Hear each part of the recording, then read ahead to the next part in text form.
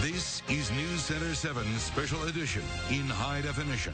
We're following a developing story out of Carlisle tonight. Good evening. I'm Yuna and for Jenna Deary. Right now, police, deputies, and a SWAT team have blocked off a portion of Fairview Drive and surrounded a home on that street. News Center 7's Laren Livingston is live on the scene to tell us what he's learned. Laren? Yuna, we've been out here for hours now, excuse me, and the situation's only grown more tense since we've been here. And we want to take you back just a little while to let you see and hear what we saw and heard just maybe about a half hour ago.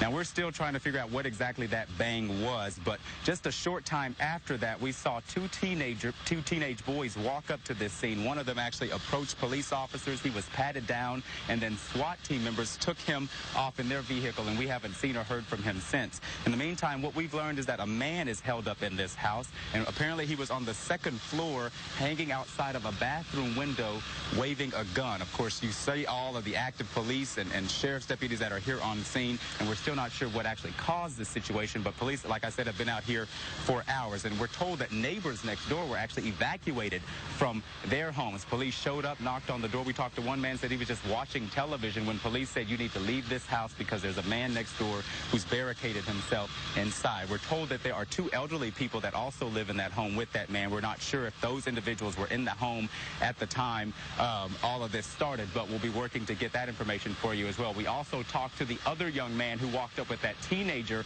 just to see kind of what the situation was, and he tells us he was a friend of that young man, and he was at home with that young man when he got a call from the man allegedly inside this home. Walked up to the police officer right away and said, hey, I'm his son. He said he wanted to talk to me. Can I go? And from there, they took him. I'm hoping that everything's okay, that nothing happened to him or to his dad.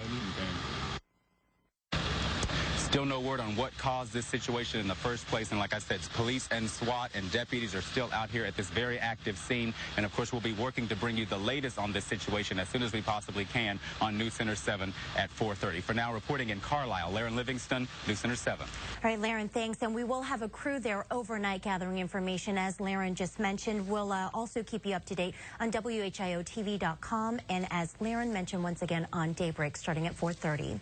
Meanwhile, family and community members are demanding justice for a 25-year-old man allegedly shot to death by security guards. It's wrong. It was an execution. It was a lynching. Members of the Southern Christian Leadership Conference, Nation of Islam, and Black